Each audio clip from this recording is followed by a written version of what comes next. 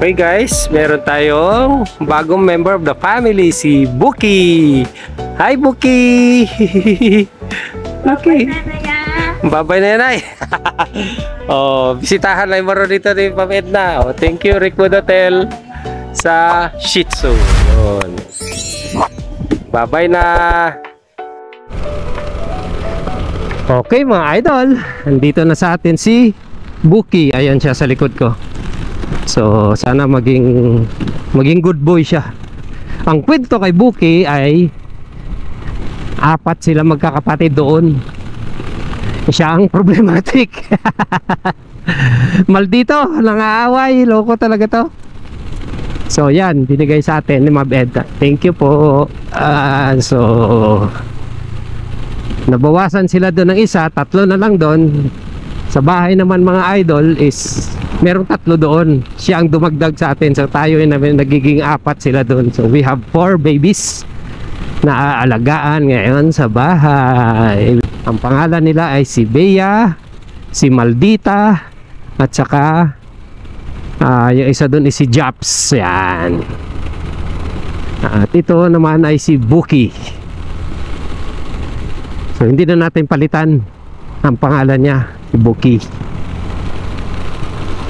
So let's go. Ayun yung tail niya. Parang tahimik naman siya. Nagyan natin ng plastic para hindi papasok doon yung hangin sa kanya direkta. Alright, nagyan din ng karton sa taas para hindi mainit.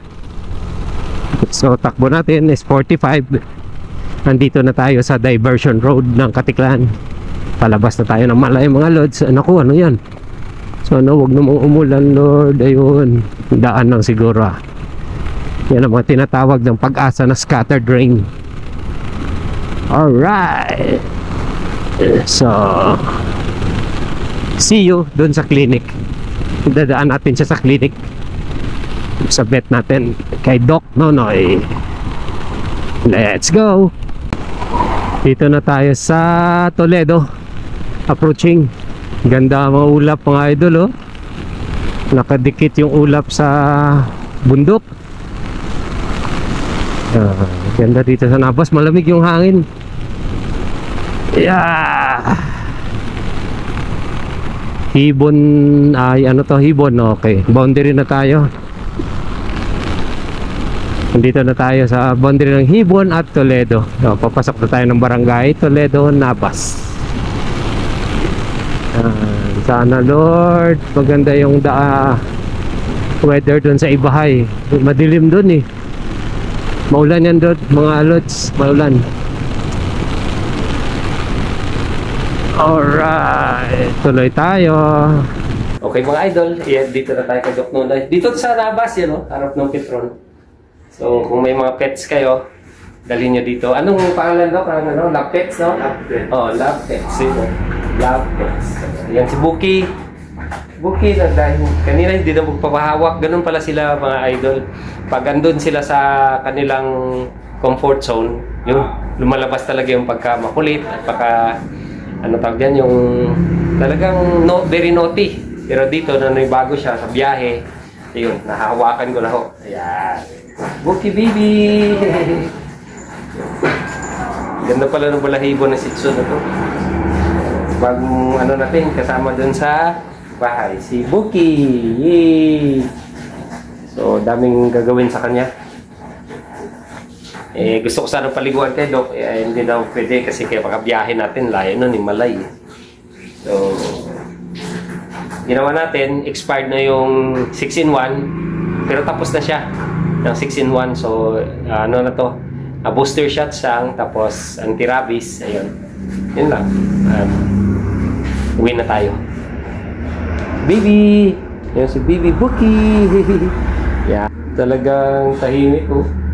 Oh, ayan na Doc. Mga idol, si Buki. Lagyan natin ng karton kasi umulan o basa. So dito yan, sa along the highway tayo dito. Ano yung Nabas Elementary School. Ito yung Petron, dito siya. Yan, Love Pets.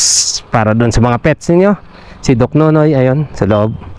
So siya po yung nag-aalaga sa. Bye bye Buki, let's go.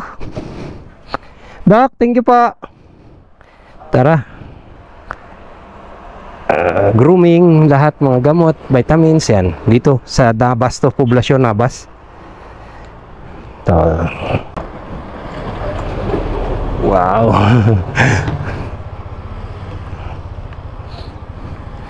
Humingi sa akin sticker. So atong mga tropa dito na andito pala.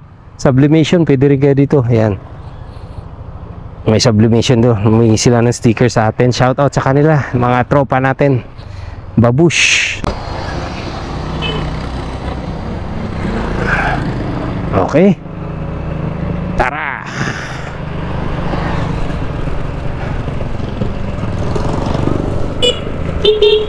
So mga tropa, dito sa bayan ng Nabas. Yan. Yan si Buki. Tuloy tayo. Sana Lord, huwag naman kaming ulanin pa uwi. Protect us, guide us, and bless us. Love you.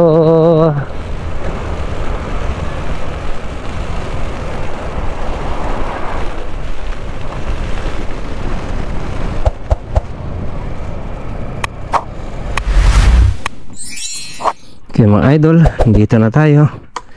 Andito na si Buki. Hey Buki, home na tayo. Si Buki. So baba na natin siya mga idol. So ayun si Maldita. Ayun. Dagdag na sila sa dito sa family natin. So, this is your new home, Buki. So baba na natin siya mga idol.